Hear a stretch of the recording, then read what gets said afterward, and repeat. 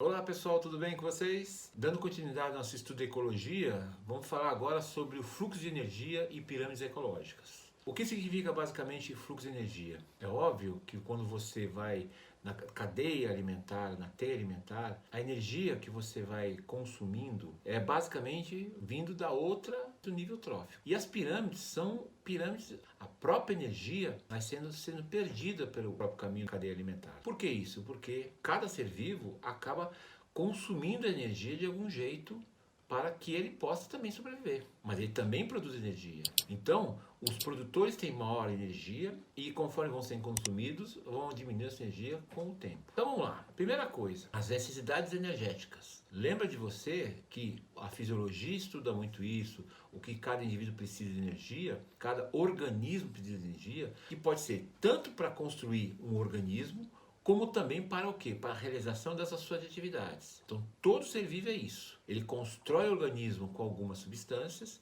e mantém as atividades, o metabolismo, com esse produto que está consumindo. O que é a realização de atividades? Manutenção da temperatura, reações químicas, atividades que você, que eu, que qualquer animal faz. Eu e você que somos animais mesmo, mas tem os vegetais, tem animais maiores, animais menores, animais que vivem na água, animais que vivem no solo, animais que são quentes, animais que são frios, né? Então isso vai o quê? O ser vivo, ele busca nas moléculas orgânicas. Lembra que as moléculas orgânicas, carboidratos, no caso as proteínas, as gorduras, os chamados lipídios, eles são moléculas grandes e quando quebradas liberam bastante energia em função da sua necessidade. Para cada uma delas existe o quê? Algum tipo de necessidade para aquele organismo. Por isso que os indivíduos, os organismos, consomem tipos específicos ou todos as substâncias. Né? Os herbívoros, os carnívoros, os onívoros, que somos nós, consomem substâncias dependendo do seu metabolismo. Ora, você imagina quando você não come, você perde as suas forças, a sua temperatura se altera e você pode morrer. Claro, não é assim do dia para a noite. Outros animais são mais sensíveis, então se eles não consomem o necessário para eles, o que vai acontecer com eles? A temperatura pode oscilar, o metabolismo não vai funcionar, eles podem morrer. Claro, sempre na presença de oxigênio. No caso, os seres vivos que precisam de oxigênio, chamados seres aeróbicos. Tá? Isso é muito importante vocês perceberem. Então, a produtividade da cadeia alimentar, principalmente a gente chama de produtividade primária bruta, ela é baseada no quê? Na energia do sol. É o sol que faz que todos os vegetais realizem sua fotossíntese. O que o vegetal faz no fundo? Ele capta energia luminosa, transforma energia química, para depois transformar o quê? Aquelas substâncias do compostos orgânicos em necessidades para ela, vegetal, e para outros seres vivos que fazem parte da cadeia alimentar e teia alimentar. É importante lembrar que nem toda a energia luminosa chega na Terra. Ora, se chegasse toda a energia luminosa da Terra oriunda do Sol, o planeta Terra estaria pegando fogo. E a gente sabe muito bem que algumas regiões são mais quentes, mais frias, por causa da incidência da luz solar. E é importante também lembrar que as estações do ano também incidem mais ou menos e que você pode caracterizar pelo calor ou pelo frio, medindo pela temperatura. Então, com isso, também a produtividade se altera de algum jeito. Então, a gente sabe que algumas vezes plantas que crescem no verão, outra no inverno, outra na primavera, outra no outono. Então, a chamada produtividade primária bruta é aquela que começa a ser analisada e produzida pelos vegetais, é conhecido como PPB. Enquanto isso, existe a chamada primária, a produtividade primária líquida, que é justamente aquela que você produziu, né, dessa forma, o seu combustível e você vai gastar com alguma coisa, porque ninguém produz alguma coisa sem gastar com outra. Como assim, professor? Ora, é simples. A respiração, ela usa o oxigênio e usa o alimento produzido pelos vegetais para o quê? Produzir energia. Então você lembra que você não come energia, você consome o combustível, consome o oxigênio e a partir das suas células, sejam, claro, não a minha, mas dos seres vivos em geral, a partir das suas células se produz o quê? A energia necessária e suficiente para você. Quando você consome mais do que gasta, vai acumular substâncias que não vão ser úteis, que vão ser, de alguma forma, acumuladas no seu organismo. No nosso caso, né, as pessoas falam assim, então se eu como demais e não gasto o que eu como, vai acumular em mim? Não é energia, vai acumular a substância que produz energia. Então você tem que estar o tempo todo gastando aquilo que você consome. Aí, meninas e meninos, você não engorda e não emagrece. Quando você quer emagrecer, você tem que consumir menos ou gastar muito mais para poder perder peso. É a mesma ideia. Esse é o princípio da fisiologia. Então, a gente diz que a produção líquida é aquilo que você captou da produção bruta, primária bruta, menos a respiração, que vai dar o quanto você tem de produção. Quer dizer, você se gasta mais, obviamente você vai ter uma produção mais líquida, mais eficiente, conforme as suas necessidades, tá? Então, e já existe a chamada produtividade secundária bruta, PSB. Isso não é sigla de partido, isso é o que? Produtividade secundária bruta. É quanto de energia obtida com consumidores primários comeram dos produtores. Então veja, os primários consomem os produtores, eles estão tendo um segundo nível trófico já, e essa produtividade é secundária. Então, para cada nível trófico existe uma produtividade. A primária que se ocorre nos vegetais, nos produtores, depois a secundária nos chamados herbívoros, tá? Ou chamados consumidores primários, e sobra o quê? A produtividade líquida, é secundária líquida. Do mesmo jeito que se falou na primária. Você pega a bruta menos uma que dá a líquida. A produtividade secundária bruta menos energia despendida. Um ser vivo despende energia. Ele não vai comer porque ele, não quer, porque ele quer. Ele vai comer porque ele precisa. E não pode comer o que ele não precisa. Então, os seres vivos, de certa forma, são mais equilibrados em termos de consumo. Eles vão consumir aquilo que precisam. Numa mesma espécie, muitas vezes, acontece isso. O macho come menos do que a fêmea, porque a fêmea gasta mais energia que o macho, em função da gestação, da copulação, do trabalho que ela tem. São características próprias, metabólicas de cada um deles. Ora, passando para o nível 3. Praticamente o nome não muda, é terciária bruta. Justamente o quanto você consome consumindo o secundário e quanto você gasta, o PTL e o PTB, que também parece sigla partidária, mas não é. Justamente porque você consome uma quantidade, vai gastar o que você está consumindo. Então veja, todas elas são bruta, líquida e o resultado. A líquida é o resultado do quê? De quanto você consumiu, mais que você respirou. Isso faz com que haja o quê?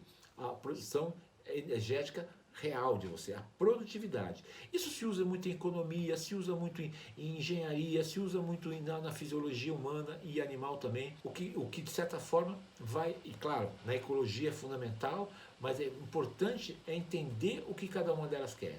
No caso da terciária, se analisa o quanto os carnívoros comem. Você pega um leão, por exemplo, que é um carnívoro típico, se você perceber que quanto ele come, quanto ele corre, quanto ele faz para caçar, quanto ele faz para dormir, período de frio, no caso do urso, por exemplo, ele tem que hibernar, então ele tem que consumir muito antes para acumular reservas, para depois gastar no período de inverno. Então são mecanismos que cada animal se adequa à sua necessidade, ao seu ambiente que está vivendo e de certa forma vai produzir a energia, ou o acúmulo que vai produzir a energia necessária. Claro, alguns animais acumulam mais e não gastam nunca. E aí começam a sofrer o quê? Desgastes naturais de saúde. Afinal, você acumula gordura e não consome, certamente você vai ter alguns problemas de saúde. A característica do fluxo, né? Se você analisar o fluxo, o Sol é a fonte de energia para os seres vivos, isso independentemente de qualquer coisa. A maior quantidade de energia sempre está na base do triângulo e vai diminuindo conforme vai subindo os níveis tróficos. É claro, né? Quanto mais vai diminuindo, vai se afastando do produtor, não tem a menor dúvida que você vai consumindo a quantidade que existe em cada momento. Então, se essa energia não é aproveitada, energia não é aproveitada, ela simplesmente vai perder. Então a gente diz que o fluxo energético é unidirecional, tem uma direção única, tá? Isso é importante saber. Tanto que te mostra basicamente como assim, PSL, chamada produtividade secundária líquida, é igual PSB, produtividade secundária bruta, menos a respiração. Então é assim que acontece. Sempre base larga e ápice menor do triângulo, fechando esse triângulo. Então, normalmente, a energia que você come, que é o ápice, é muito menor do que aquele produtor lá embaixo está comendo. Então, quando você pega agora, está tendo muitas pragas, no caso de gafanhotos, ou de outras pragas, fungos e bactérias, eles vão consumir muita, mas muita mesmo, combustível, porque eles vão produzir, precisam de muita energia. Então, isso é um desequilíbrio. Então, esses equilíbrios podem acontecer em função da quantidade de alimentos que existem na natureza para ele. Já as pirâmides ecológicas que existem, a gente tem que analisar 3 básicas que você tem que saber para as provas. A chamada pirâmide de números, a pirâmide de biomassa e a pirâmide de energia. O importante é entender para que elas servem. A pirâmide de números é saber quantos produtores eu tenho. Normalmente são grandes, são um número alto. E conforme também vai diminuindo, quer dizer, se você compara a quantidade de humanos que tem no planeta, que é altíssima, vocês vão perceber que existe uma quantidade de outros seres vivos na escala menor que é muito maior. Tá? Muito maior. Então existem estudos de quantas pessoas devem ficar em cada espaço. Eu dou um exemplo bobinho para vocês, né?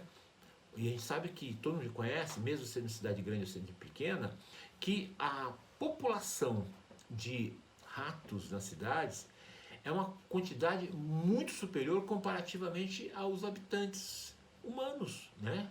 Por quê? Claro, lá tem bastante alimento, tem bastante esconderijo, tem bastante água, então a população cresce sem controle e não existem os chamados inimigos naturais. Então isso causa desequilíbrio? Causa. E se causa desequilíbrio, o que vai acontecer? Pode causar problemas para os indivíduos dos níveis superiores. Deve haver o controle? Não tem a menor dúvida, mas tem que se buscar. Agora, é claro que você vai perguntar em que nível que está, aí você vai determinar, porque o rato é um onívoro, é um nível bem alto, muito semelhante da gente. Numa cidade como São Paulo, e fala-se em 1 para 14 ratos por habitante. Enquanto, segundo estudos científicos, se fala em 1 para 3 por habitante. Então, isso é um sinal que é um desequilíbrio. Por quê?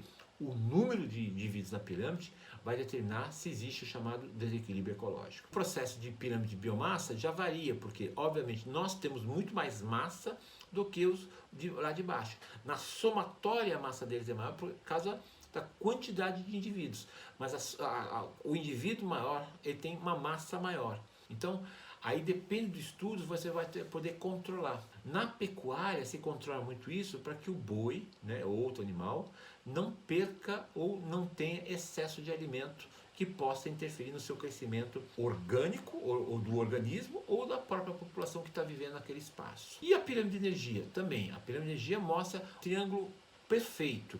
Ele vai se gastando conforme vai crescendo a pirâmide. E, de certa forma, isso permite que haja um controle do quê? Das populações. Quando falta o combustível embaixo, quando falta o alimento embaixo, ou quando falta o componente que é o oxigênio, obviamente essa pirâmide pode modificar de algum jeito. Ou modificar para mais, no caso quando tem excesso, ou modificar para menos quando é a falta. Mas mesmo assim, causa-se o chamado desequilíbrio ou até o desaparecimento. Entendeu isso, gente? Acho fácil, né? Tranquilo. Se não entendeu, não tem problema. Comente na minha página, tá? Mas para isso, dê o seu like e faça ao mesmo tempo a inscrição, que eu teria o maior prazer de responder todas as questões. Então vamos partir para as questões agora para a gente entender um pouquinho mais? Vamos lá? E aí, vamos agora confirmar o que a gente sabe pelas questões? Primeira questão, né, diz assim: a energia solar é capturada pelos seres autótrofos, até a gente sabe bem, por meio de processo de fotossíntese e transferida sequencialmente para os seres heterótrofos ao longo da cadeia alimentar. Ele pergunta: o fluxo de energia ao longo da cadeia é? Ora, nós já sabemos que é por um único caminho, então é unidirecional.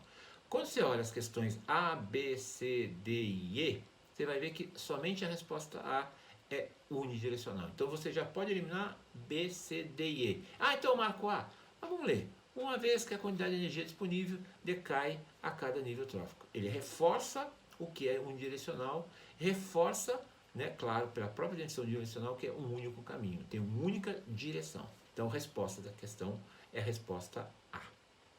A segunda questão já mostra aí uma cadeia alimentar. Observe a imagem a seguir. Essa sequência de cadeia alimentar, sobre ela, é possível afirmar que milho, gafanhoto, lagartixa e uma cobra. Milho vegetal, gafanhoto é o que? Um animal herbívoro, a lagartixa ou lagarto é um animal carnívoro e a cobra é um segundo nível chamado o quê? Carnívoro secundário. Então vai a pergunta, afirmar que o lagarto é um consumidor primário? O lagarto é um consumidor primário? Não, ele é um secundário. O gafanhoto ocupa o primeiro nível trófico? Não, quem ocupa o primeiro nível trófico é o milho. A cobra ocupa o terceiro nível trófico? Não, é o quarto nível trófico. E a quantidade de energia disponível para a cobra é menor? Sim. Lembra que eu falei para vocês que conforme vai subindo na cadeia alimentar, a energia vai diminuindo? Tá aí a resposta certa, a resposta D. Só para tirar a dúvida, o milho representa o decompositor? Ele é o chamado o quê? Produtor. Então, a resposta certa, resposta D de dado. Vai ser importante você se inscrever no canal e principalmente você comentar. Se você tiver alguma coisa legal para comentar ou não, tirar sua dúvida e fazer. E o nosso curso vai indo e nossas aulas vão cada vez mais para te ajudar nas suas provas, tá bom?